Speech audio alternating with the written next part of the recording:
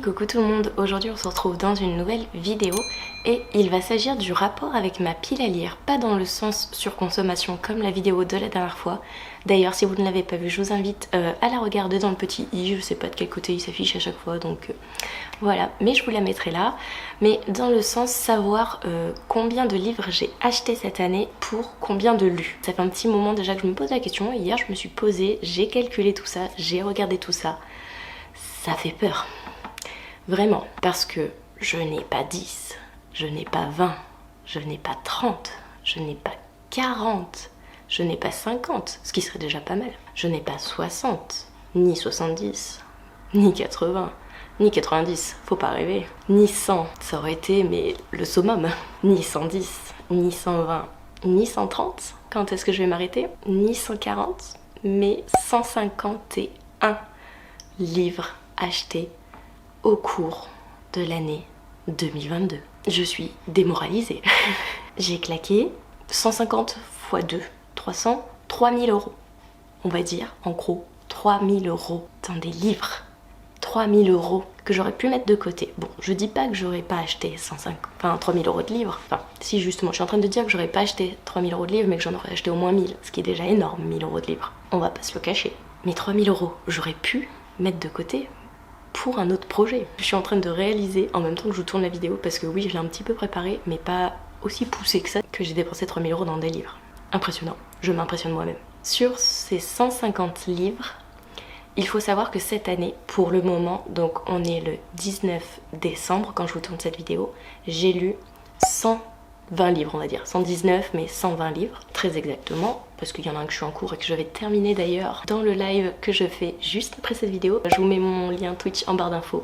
Oui, je divague, mais vous allez comprendre pourquoi je vous parle de Twitch. Du coup, j'ai lu 120 livres cette année. Dans ces 120 livres, il y en a 78 que j'ai lu et que j'ai acheté cette année. Donc dans les 151 que j'ai acheté au cours de l'année 2022, il y en a 78 que j'ai lu. C'est déjà beaucoup, c'est déjà énorme. Ça fait un peu plus de la moitié parce que il en reste 73 que je n'ai pas lu. Donc ça fait un peu plus de la moitié, on va dire. Donc je suis quand même assez fière de voir que j'achète pas des livres que je vais pas lire tout de suite. Je sais pas si vous comprenez. En gros, les livres que j'ai achetés sur la période de 2022, il y en a quand même un peu plus de la moitié que j'ai déjà lu au cours de cette année. Il y en a un peu moins de la moitié du coup qui me reste à lire quand même. C'est limite je trouve, selon moi. Après cette vidéo vous la prenez comme vous le voulez, moi c'est juste pour parler de moi, comment je me sens du coup face à ma pile à lire, face à mes achats, à mon rythme de lecture, à tout ça en gros. C'est juste mon avis, je voulais vous le partager. Et c'est tout. Il faut pas se comparer, on n'a pas le même rythme de lecture, on n'a pas les mêmes moyens d'achat et tout. Et vraiment, ne vous comparez pas, c'est juste mon avis. Par la suite, ça peut vous donner des pistes parce que je dis pas ces chiffres pour dire ces chiffres. À la fin, il va y avoir une conclusion. Donc, c'est juste vraiment pour vous guider, vous inspirer si vous voulez. Attendez, Kira veut vous dire bonjour. Bonjour. Coucou. Ça fait longtemps que je t'ai pas montré sur YouTube, toi. Hein? Dans ces 120 livres lus, j'en ai quand même lu 42. Qui était dans ma pile à lire d'avant 2022. Donc je tape quand même pas mal dans mon ancienne pile à lire, on va dire.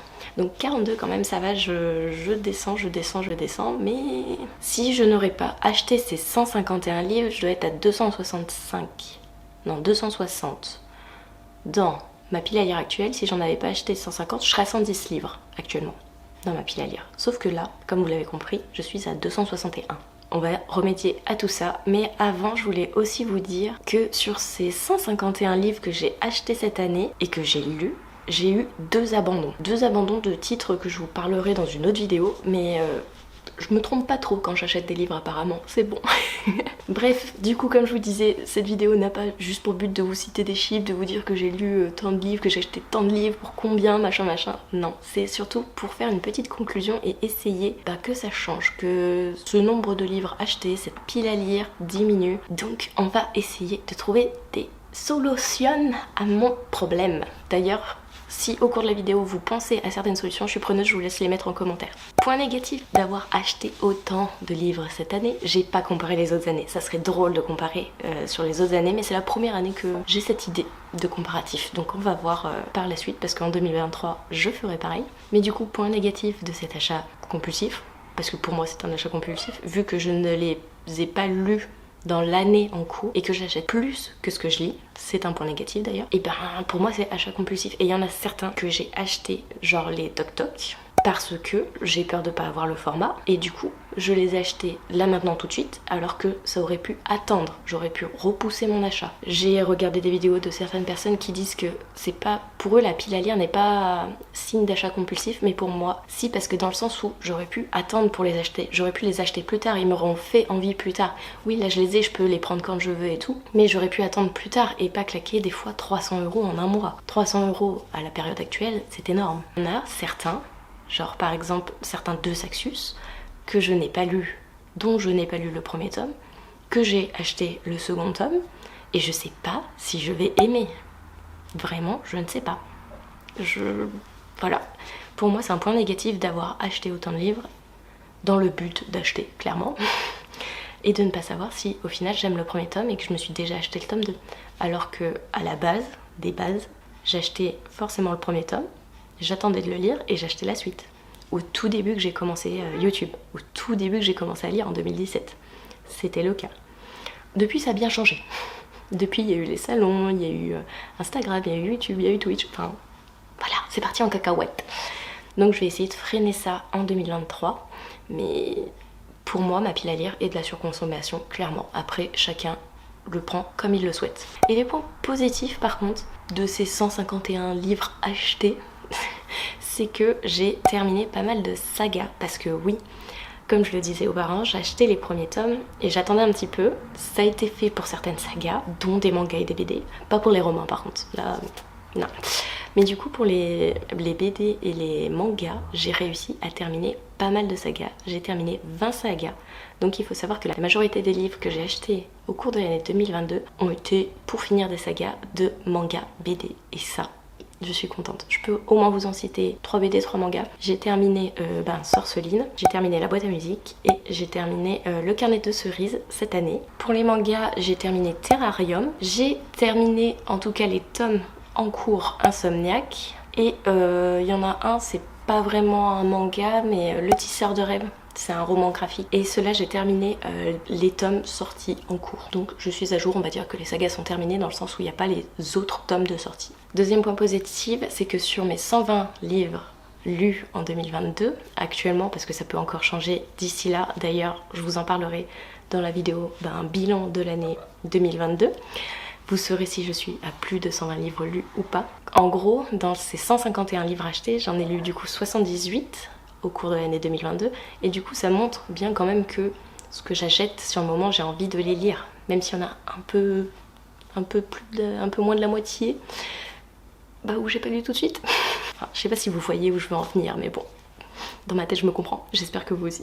Cette année, avec mes achats, en fait, j'ai diversifié mes achats en fait. J'ai acheté certes 150 livres, mais j'ai diversifié. J'ai acheté du coup du roman, ce qui est ma zone de confort on va dire. Je me suis lancée dans les BD, j'ai acheté pas mal de mangas, j'ai acheté des romans graphiques, donc c'était à cheval entre fin d'année 2021 et début 2022 que je me suis lancée dans les romans graphiques. J'ai découvert les poèmes et les poésies, voilà, c'est déjà pas mal. J'ai diversifié mon style de lecture à travers ces 150 achats. Et du coup, à travers ces différents achats que j'ai pu faire, j'ai pu alterner. C'est ça qui a permis à mon rythme de lecture d'être aussi important pour moi, parce que déjà, j'étais déjà arrivée à lire 120 livres, mais avec 2 mois d'arrêt.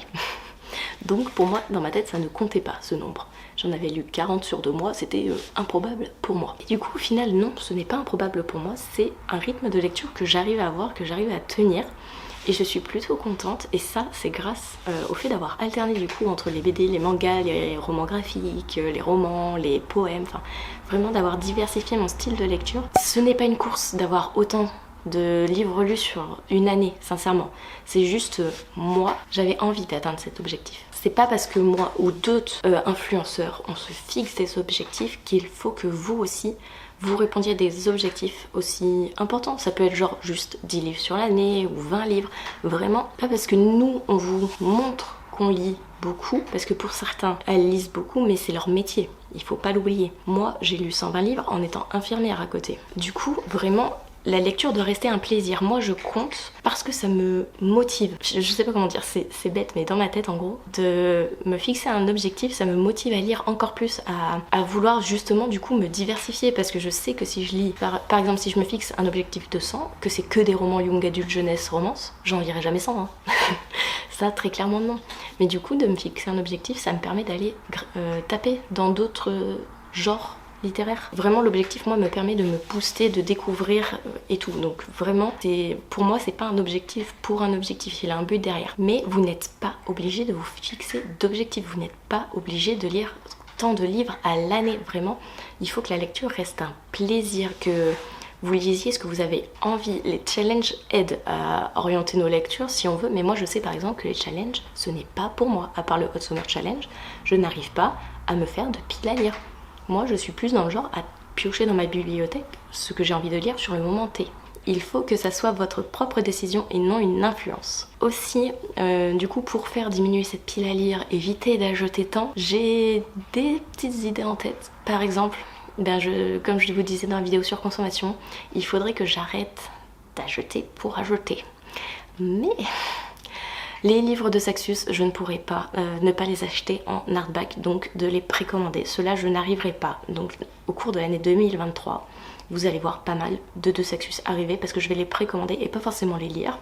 Mais ce point-ci, je n'arriverai pas à le changer parce que j'ai commencé en fait à avoir des hardbacks en De Saxus et je veux toute la collection de mes De Saxus en hardback. Je sais, c'est psychologique, il faudrait pas, mais c'est comme ça. Pour le moment, je n'arriverai pas à changer ça. Par contre, ce que je vais faire en 2023, c'est toutes les sorties en brochet. Si je sais que je ne les lirai pas dans les 3-4 mois à suivre mon achat, je ne le prendrai pas. Je vais vraiment me poser la question, je ne vais plus acheter pour acheter sur les brochets. Mais je vais essayer de faire ça, je vais vraiment essayer en fait de diminuer mes achats. Déjà, comme ça diminuera ma palle, très clairement. Et je compte acheter que des suites de sagas. Donc là par exemple, j'en suis au tome 3 du Les Tisseurs de Rêves.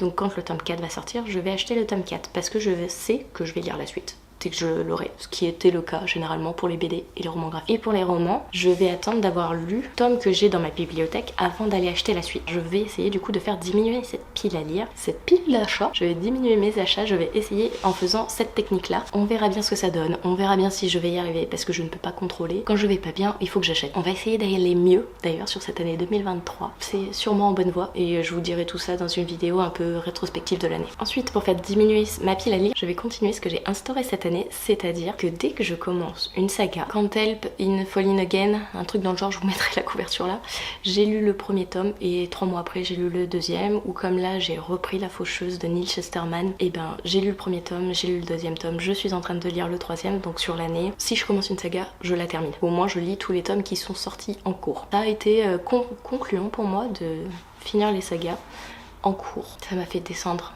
ma pile à lire. Et au moins pas trop m'éparpiller à commencer et à me dire oh non je lis pas tout de suite, donc du coup plus tard quand je vais vouloir la relire comme Le Peuple de l'air, j'ai dû relire du coup le premier tome alors que j'avais déjà lu pour pouvoir continuer parce que j'ai trop attendu, ou comme La Faucheuse au final où j'avais lu le 1, le 2 depuis 2018 ou 2019 je sais plus, et que là j'ai dû tout reprendre pour les terminer. Ça m'évitera de relire des livres que j'ai déjà lus pour pouvoir faire diminuer ma palle. Dernière petite chose qui a fait descendre ma pile à lire, ce sont les lives Twitch. Oui, je me suis lancée sur Twitch aux alentours de mars de cette année. C'est des read with me, donc de lire avec vous, ça me pose, ça m'oblige à lire et du coup je lis sur des temps qu'à la base je me serais pas forcément accordé. Certes tous les jours, enfin tous les soirs d'ailleurs, en rentrant du boulot, je suis obligée de lire au moins une dizaine de pages, voilà, ou d'écouter 10 petites minutes de lecture audio. Mais là du coup ça m'oblige encore à dégager plus de temps pour lire et pour lire avec vous, pour échanger et tout, et ça c'est trop bien. Merci d'ailleurs, il y a plus de 100 personnes qui me suivent là-bas et merci.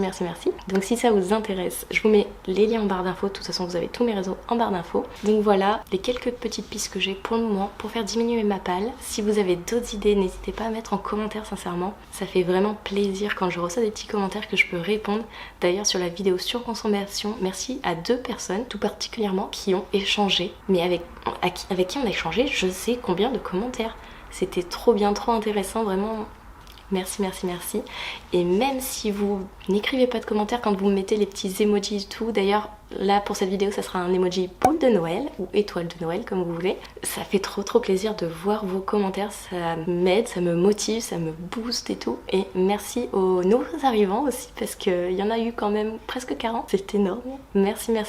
Et voilà, j'espère que cette vidéo vous aura plu, qu'elle a pas trop été brouillon, en tout cas moi je me suis comprise. Brouillon pourtant elle a été préparée hein, mais bon, pas assez apparemment. Bref, sur ce je vous laisse, j'espère que la vidéo vous aura plu et je vous fais des bisous et je vous dis à la prochaine vidéo. Bye.